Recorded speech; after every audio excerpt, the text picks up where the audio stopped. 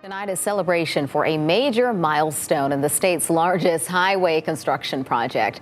Mary, the tunnel boring machine, broke through the head wall at the South Island of the Hampton Roads Bridge tunnel expansion. Beneath the calm surface of Virginia's coastline, a colossal dredging effort is reshaping the seabed and potentially the future of critical natural resources. This is about the economy. This is about connecting communities. But when we use that language, what we're really talking about is how does this impact people's lives? Each year, millions of tons of sand and sediment are removed from rivers and floodplains. Yet this ordinary-looking material may contain minerals capable of influencing global industries. Now, a $3.9 billion project of underwater tunnels, artificial islands, and nonstop dredging is raising new questions about rare elements, environmental risks, and the hidden value buried beneath America's waterways. What lies below the surface may hold far greater significance than anyone expected. Massive Coastal Engineering Project. Virginia's Hampton Roads area is the site of one of the most ambitious infrastructure projects in American history, reshaping the region's coastline beneath what appears to be calm waters. This $3.9 billion undertaking aims to expand the I-64 corridor by more than 60 miles, replace 27 bridges, and carve twin tunnels beneath the ocean floor, all anchored by several artificial islands. The project responds to increasing traffic demands, environmental challenges, and the fastest average rate of sea level rise on the Atlantic coast. What makes it so demanding is the complexity of working both above and below water while maintaining one of the region's busiest transportation routes. When it first opened in 1957, the Hampton Roads Bridge Tunnel was hailed for its brilliance. It was the first in the world to allow vehicles to travel below the sea and then emerge onto man-made islands before continuing on bridges. Driving through the tunnel means descending nearly 100 feet under the water, surrounded by darkness, then re-emerging into daylight on vast artificial land masses created by millions of tons of sand and rock. These islands aren't just land. They are engineering marvels spanning over 15 acres each, carefully constructed to anchor the tunnel entries and bridge connections. Over the decades, traffic grew from just 6,000 vehicles a day at its opening to over 100,000 by 2008, straining the original design and proving that even engineering feats of the past require reinvention. Repeated congestion, flooding from severe storms, and technological demands for safety all underscored the urgent need to expand and modernize. Efforts began in the 1990s, but would take decades of planning and funding negotiations to materialize fully. The project's scale is staggering and unprecedented in the region. It's not simply about building bridges or tunnels. It's a transformation of the coastal infrastructure designed for the challenges of a new era. Engineers have had to combat nature's unforgiving forces while innovating in construction below the ocean, using materials and methods that promise resilience for more than a century. In this way, it's as much about future-proofing Virginia's economy and transportation as it is about addressing immediate traffic problems. Despite its complexity, the construction has been relentless. Over 3,000 workers operate around the clock, pushing the project forward through difficult terrain and under constant pressure. The coordination spans multiple countries, with contractors from the United States, Spain, France, and Norway contributing expertise and resources.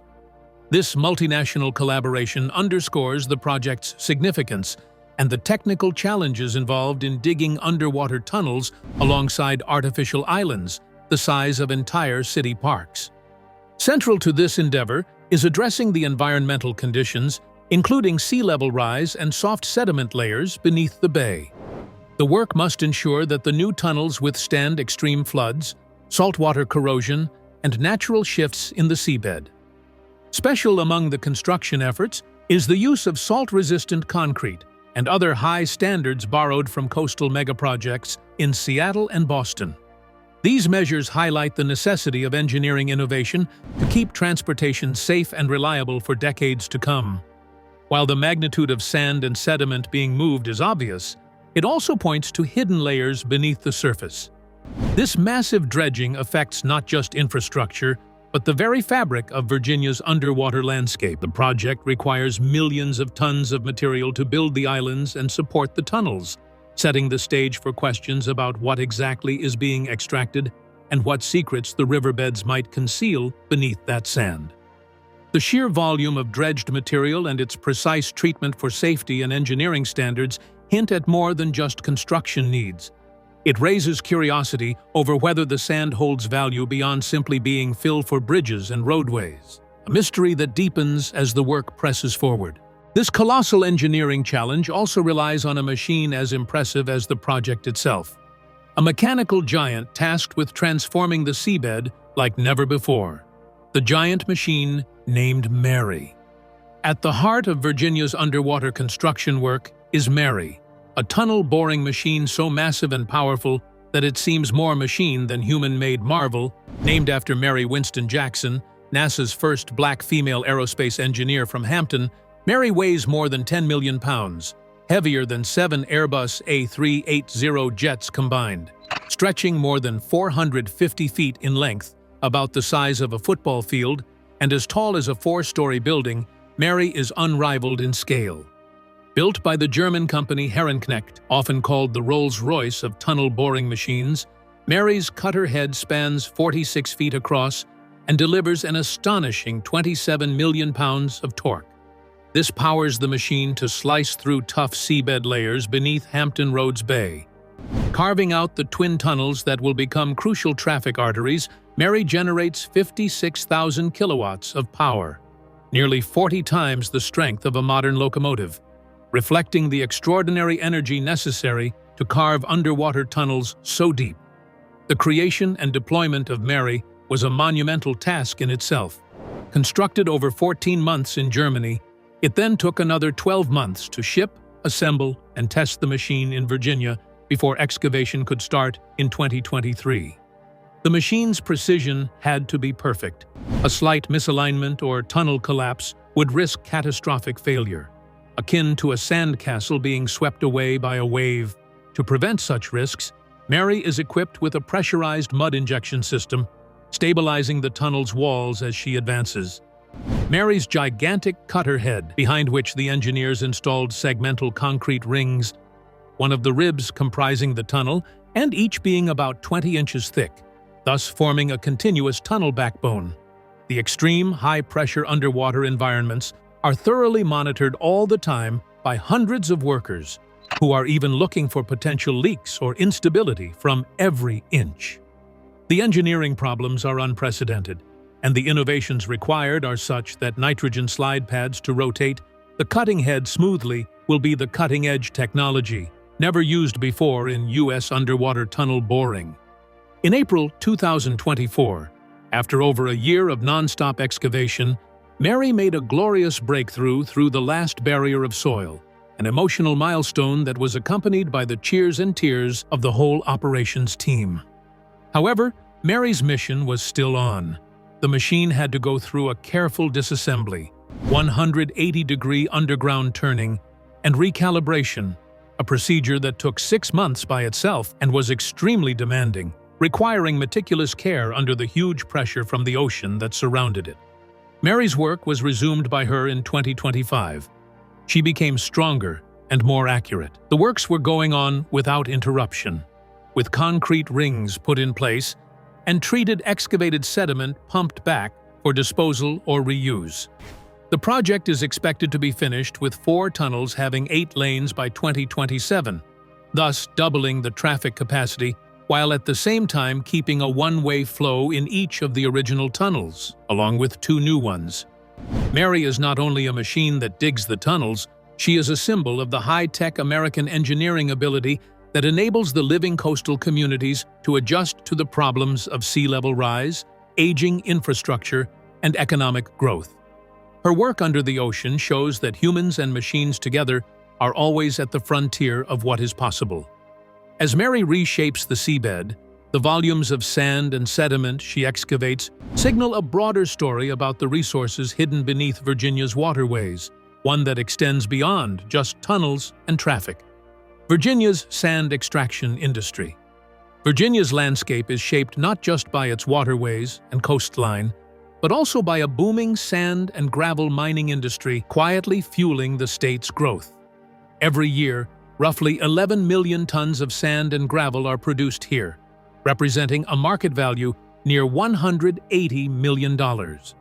While much of this comes from surface pits scattered across the coastal plain, significant dredging occurs directly from riverbeds and floodplains, feeding construction, road building, and shoreline reinforcement projects.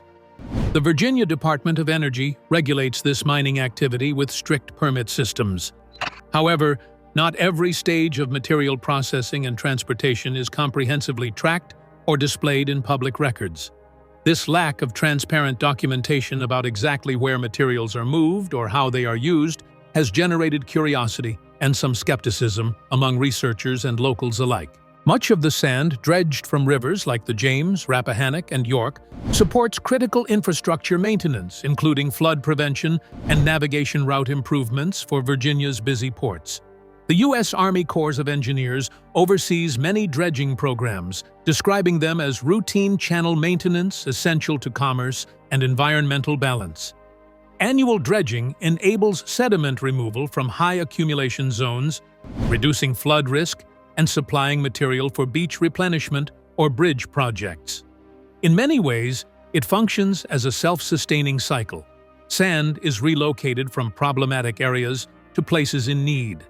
Yet comprehensive records tracing every ton of processed material remain incomplete or inconsistently updated, leaving questions about actual flows between extraction and final use. These documentation gaps feed the speculation that more might be happening beneath the surface, especially as Virginia's dredging efforts grow in scale and precision. Although quality control, including testing and treatment of fill materials, is standard procedure, some experts wonder if valuable geological data or even rare minerals are being uncovered and quietly collected alongside sand for infrastructure understanding. Virginia's sand industry means recognizing its dual role as a supplier of everyday construction materials and a potential gateway to strategic resources hidden in the region's riverbeds. The sheer volume of dredged material and its regulated but somewhat opaque path create a fascinating tension between industry necessity and emerging curiosity. As these operations push forward, they invite a deeper look at what Virginia's sand really contains, why it matters, and how it fits into a global story of growing demand and hidden value beneath the Earth's surface. The giant machine. Mary transforms the seabed, but the sand itself carries secrets that stretch beyond engineering into new frontiers waiting to be uncovered. The twin artificial islands, stretching off Virginia's coast, two enormous man-made islands are reshaping the ocean landscape and anchoring one of the nation's most ambitious tunnel projects. The North Island serves as the gateway to Hampton, constantly expanding from a modest patch of open water into a bustling hub loaded with control towers, ventilation systems, and bridge ramps that guide vehicles into the underwater tunnels. Its growth is staggering. Nearly 1.6 million cubic yards of fill material, equivalent to around 480 Olympic-sized swimming pools, have been used to shape this landmass. Further south, the South Island acts as the core operational platform, more than doubling in size from its original 15 acres in 1957 to now support massive loads and heavy construction demands. It houses Mary's launch platform, electrical substations, concrete storage yards, and temporary quarters that accommodate over 200 workers on site. At night, floodlights illuminate a continuous flow of cranes and trucks, transforming the island into what looks like a small floating city amid the sea. These artificial islands are engineering marvels, true feats of modern construction requiring meticulous planning and execution. Each load of dredged fill material must undergo rigorous testing, treatment, and approval before placement, ensuring it meets strict marine construction standards. This elaborate process guarantees the island's stability and readiness for the immense burden of supporting traffic infrastructure. Yet, the scale and precision of this orchestration are nothing short of remarkable. These islands stand as symbols of advancement and development, but their presence itself invokes dilemmas regarding the origin of the impressive amount of fill material. The enormous sand and sediment that are pumped out of the rivers and the sea are not only used for the construction of bridges and roads, but also for the alteration of the seabed. The vastness involved gives rise to the thought that probably those barges do carry something besides plain sand. In the background, some researchers have already started to express their doubts concerning the materials that might be taken out, as well as the fact that the islands serve purposes far beyond infrastructure. Are there hidden geological treasures to be found in the dredged materials? Could this shift to man-made land be, in fact, a discrete mining activity for acquiring resources of high value? These islands are like a reflection of human creativity against nature's restrictions, but at the same time, they highlight the difficult balance between construction and environmental conservation. The process of creating the islands, one way or the other, requires the coexistence of both the development and the preservation of the polluted and fragile coastal ecosystems intertwined. The island's lively and bright activities humanly contrast with the sea bottom from which they rise, inviting to the impact of the used materials on the project discussion, which is not only about the skills of the engineers, but also the circulation of the materials. Beneath these artificial territories, the story is as important and complex as the layers of mud that were used to create them. The islands, by their size and the nature of the project, continue to unveil the sand's origin and nature from the dredging, which is like revealing the mysteries lying just under the water. These mysteries deepen as official explanations meet questions about transparency and tracking within the dredging operations shaping Virginia's waterways, official story versus hidden questions. The official narrative surrounding Virginia's massive dredging efforts frames the activity as a necessary and regulated practice balancing environmental maintenance with critical infrastructure support. State and federal agencies emphasize that sediment removal from the James, Rappahannock, and York Rivers is part of the U.S. Army Corps of Engineers' regular channel maintenance program. Its purpose is to prevent flooding, maintain shipping lanes for Virginia's bustling ports, and obtain usable sand and gravel for construction projects, including shoreline protection and bridge repairs. Environmental impact assessments are a required component of each permitted dredging operation, detailing how material is extracted, treated, and redeployed to minimize disruptions to marine ecosystems. Officials argue that removing excess sediment from accumulation zones helps reduce flood risks, with the material then recycled into places where reinforcement is needed. Ideally, it creates a sustainable cycle of sediment management supporting both nature and human development.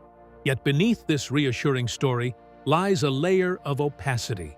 Comprehensive public records tracking the exact destination and volume of all processed material remain incomplete or inconsistently updated. This lack of consistent documentation about where every ton of dredged sand and sediment ends up stokes suspicion and curiosity among researchers and local observers. These documentation gaps do not necessarily imply wrongdoing, but open the door to questions about the fate of one of Virginia's most valuable natural resources, with increasing volumes dredged each year, and the precision in processing ramping up. Some experts wonder whether there is more at stake than just sand for construction. Adding to the intrigue, some researchers suggest that alongside sediment used for typical projects, dredging operations might be collecting geological data, or even high-value minerals.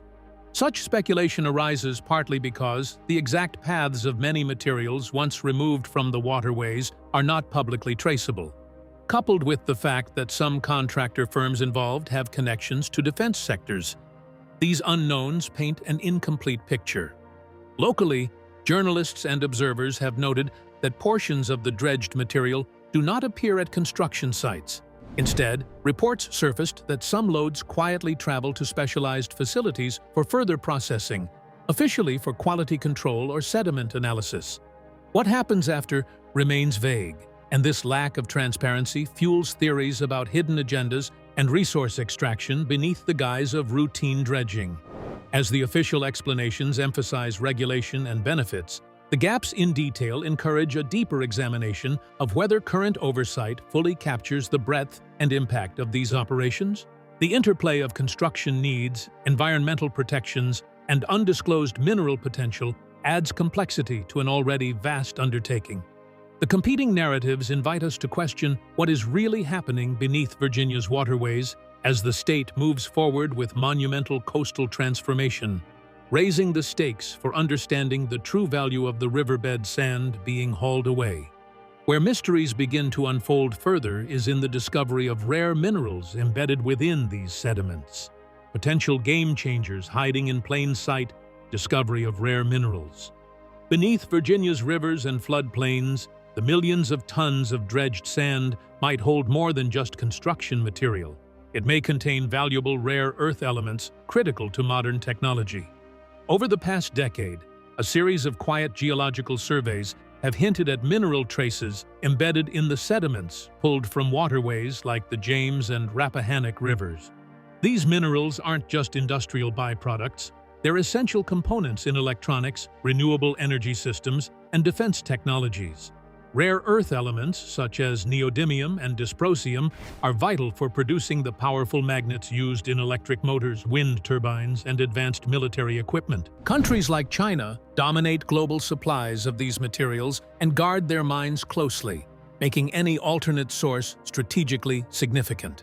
Some Virginia Tech researchers and independent geologists have now found that the sediment chemistry in parts of Virginia's rivers resembles that of known mineral-rich deposits, particularly sands containing monazite, a rare earth-bearing mineral.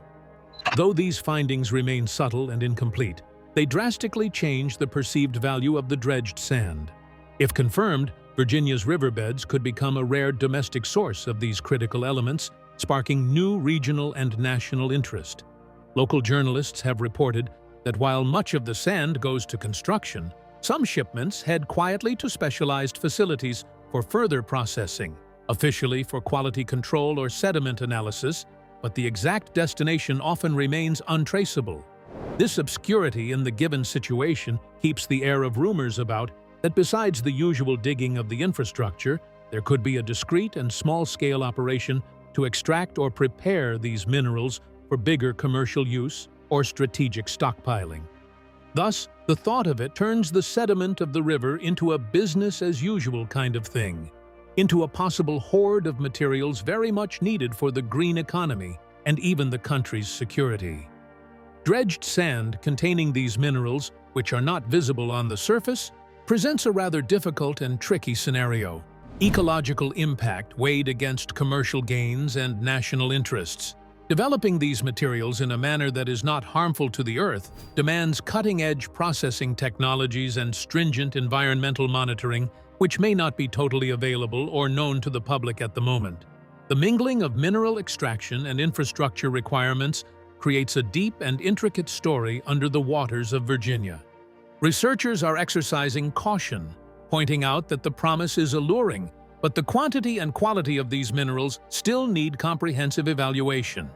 Extraction of these minerals should be both economically viable and environmentally sustainable before being considered.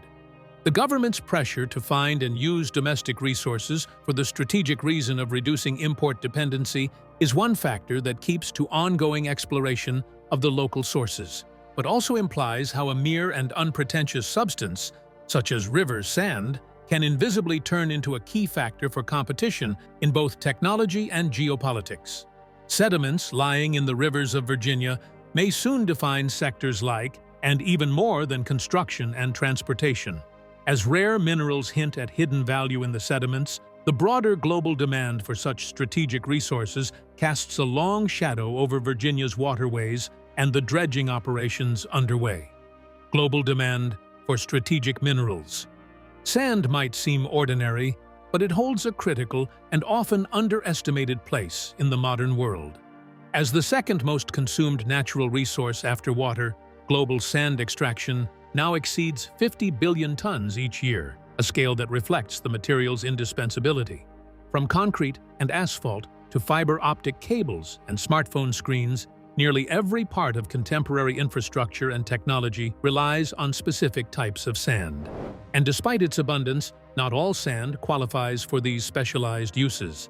Sculpted smooth by constant wind erosion, lacks the angularity needed to bind effectively in concrete, making river, lake, and coastal sands uniquely valuable. This insatiable international appetite for high-quality sand has turned riverbeds and coastlines into contested economic zones. In many developing regions, sand mining has become both an economic lifeline and an environmental flashpoint. As demand accelerates, entire ecosystems are disrupted by excavation, leading to erosion, collapsing riverbanks, disturbed fisheries, and damaged wetlands. In some countries, black market sand mining has emerged as a lucrative but dangerous industry, creating new forms of conflict and corruption.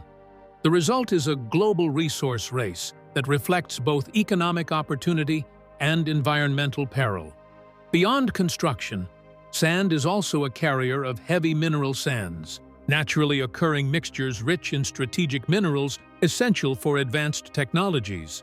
These include magnetite, ilmenite, zircon, and other rare earth-bearing minerals used in steelmaking, pigments, ceramics, electronics, renewable energy systems, and aerospace components. As governments worldwide seek to secure mineral supply chains and reduce reliance on dominant exporters such as China, new geological frontiers, including Virginia's coastal plain sediments, have drawn increased interest. Virginia's riverbeds and coastal deposits may represent one such emerging opportunity. The key question is whether these deposits contain sufficient concentrations of high-purity silica and heavy minerals to justify industrial extraction. Economic viability depends on a delicate interplay: mineral grade, extraction costs, processing infrastructure, regulatory requirements, and environmental considerations.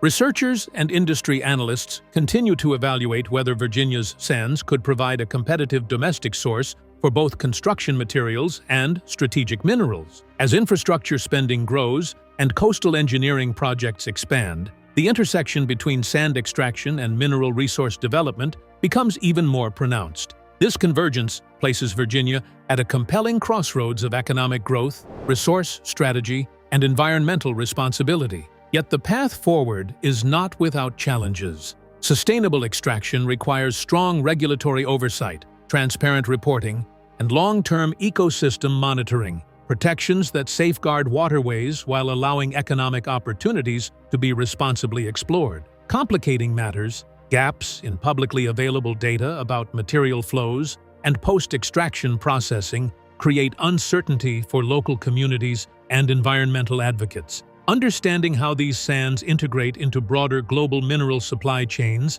elevates the stakes. The world's search for reliable rare mineral sources is intensifying. In that search, Virginia's seemingly ordinary sands acquire renewed significance, quietly linking geology, technology, and geopolitics in ways that stretch far beyond their modest appearance. Where valuable potential rises, questions about environmental cost and oversight inevitably follow, demanding careful examination of impacts and protections, environmental and regulatory concerns. Extracting millions of tons of sand from Virginia's rivers and coastal plains doesn't just support major construction projects. It reshapes delicate ecosystems in ways that scientists are still working to fully understand. Dredging alters sediment flows, disrupts aquatic habitats, and can degrade overall water quality, potentially destroying spawning grounds used by fish, crabs, and other wildlife essential to the region's ecological balance. Although environmental impact assessments are required before permits are issued,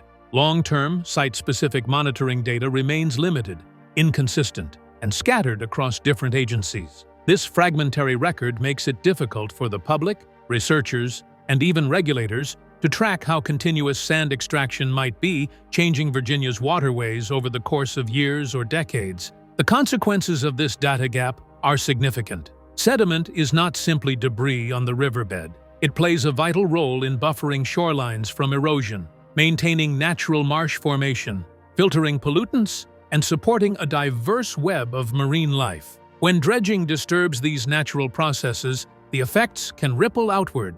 Shorelines may recede faster, wetlands may lose their ability to regenerate, and water clarity may decline, which affects the sunlight available to submerged vegetation. These changes, even when gradual, can transform entire ecosystems and reduce the resilience of coastal environments facing rising sea levels and stronger storms. State agencies maintain that dredging permits are designed with environmental safeguards, including restrictions that limit extraction to areas with naturally high sediment buildup and requirements for treatment or controlled placement of dredged materials. However, critics argue that while the regulations exist on paper, enforcement and follow-through have not kept pace with the sheer scale and speed of Virginia's dredging operations. They point to inconsistent reporting, infrequent inspections, and a lack of publicly accessible longitudinal studies. Unpredictable weather patterns, such as intense rainfall or coastal flooding, can further destabilize sediment during and after extraction,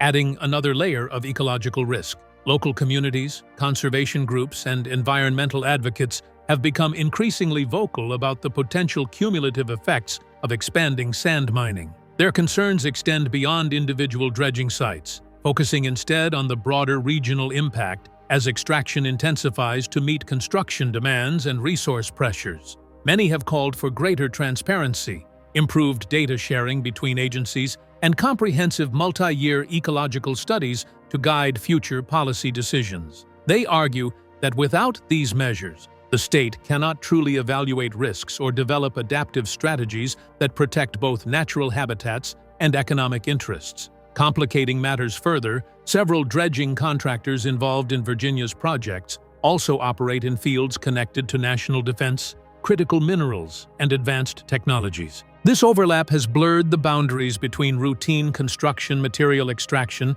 and speculative theories about strategic resource collection. Whistleblowers and independent researchers have pointed out gaps in documentation concerning where dredged materials ultimately go and how they are processed, sparking public speculation about undisclosed activities behind the scenes. Even with the aforementioned doubts, there is still no verified evidence that connects the dredging operations in Virginia with the illegal extraction of rare earth elements or the clandestine harvesting of minerals. The present theories are still in the realm of speculation, and it seems that the lack of information, industrial overlaps, and speculation have been the main contributors rather than confirmed facts. Nevertheless, the opacity has been the main reason for the increasing demand for responsibility. Interval surveys confirm the existence of minerals with economic importance, such as magnetite, ilmenite, and heavy mineral sands, in the coastal plain sediments of Virginia. These minerals are in constant demand